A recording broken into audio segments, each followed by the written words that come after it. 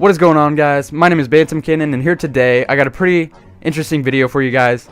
We are going to be discussing the differences and similarities between the SMG's MTAR-X and Vector submachine gun, both of those.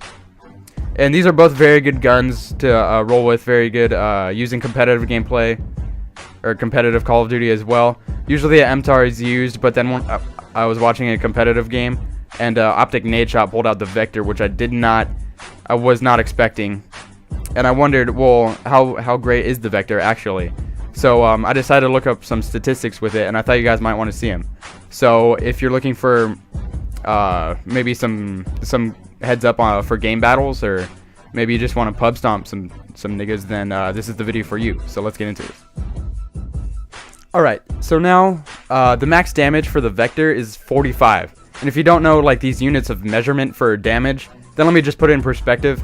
The Remington R5 has a max damage at 49, and also any sniper has it at about 90 to 100. So that should put it in perspective for you. The Vector has a lot of damage, it seems like, and also the minimum amount of damage that the Vector can put out, which means its longest range where it still hits, is 20. So pretty big gap there. But now for the MTAR, the max damage that I can put out at closest range is 40. Just a little bit lower than the Vector, but its minimum damage goes to 25. So it has a little bit higher than the Vector, meaning at long range it could kill it, or it could kill.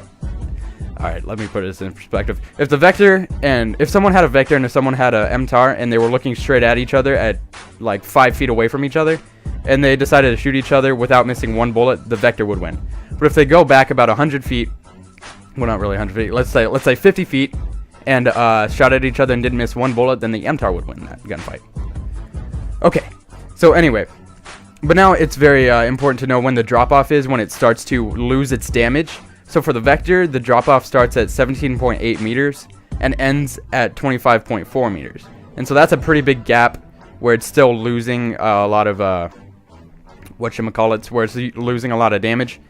So keep that in mind. And now for the MTAR, the drop starts at 15.2 meters and the drop ends at 20.8 meters. So as you can see, the MTAR's damage starts to drop a little bit earlier than the Vector, which is a big plus on the Vector considering it already has more damage. So just keep that in mind. And the fire rate is a little bit different. The Vector has 759 rounds per minute, while the MTAR has 810 rounds per minute. So the MTAR is has a little bit of a faster fire rate, sort of evening out the damage deficit that it has.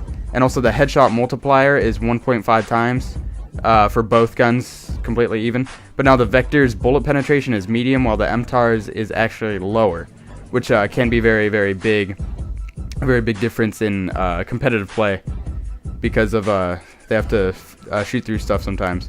But now the mag size for the Vector is 32 bullets, while the MTAR's is 38. And in public matches that doesn't mean much, but in competitive play it can mean a lot, because they hit almost all their bullets and they almost never reload during a battle or a match. So having 6 more bullets is a big difference. And also the aim down sight time for both guns is 0.2 seconds, very quick, very slick, very sick. Anyway, so it's both 0.2 seconds. But now the reload time, if it is empty for the Vector, is 3.2 seconds. And while it already has bullets in it, it is 2.5 seconds. Whereas the MTAR's reload is 3.9 seconds when it is empty, and when it has bullets in it, it is 3.2 seconds. So the Vector has a pretty big lead on the MTAR's recoil. Whatever you call it.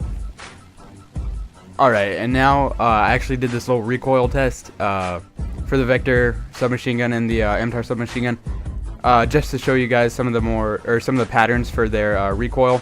And the MTAR seems to have like crap tons of recoil going straight up and off of the canvas that I put down there, while the Vector's is remaining in the same sort of area, which would seem like a good thing.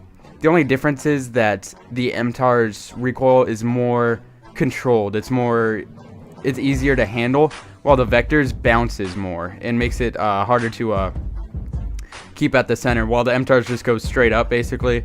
And so it makes the MTAR seem like it has a better recoil instead of worse.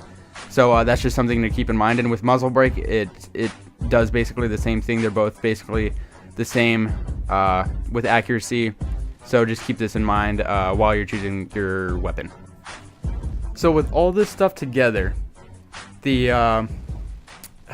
how would you say it? The ruling is very, very complicated, but it would have to be the vector that would be most statistically better for this game.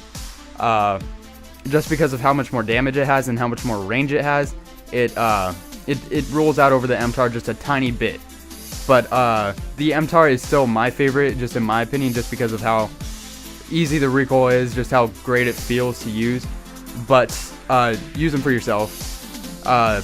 Try out the vector and the MTAR, see which one you like more, and that one use for whatever you want. Do not let just the statistics lead you away. Please try them for yourself. But anyway, guys, thank you so much for watching. Hopefully you got something out of this. Hopefully you have some more intuition on what to use for game battles or clan wars or just public matches in general. Like if you enjoyed this video.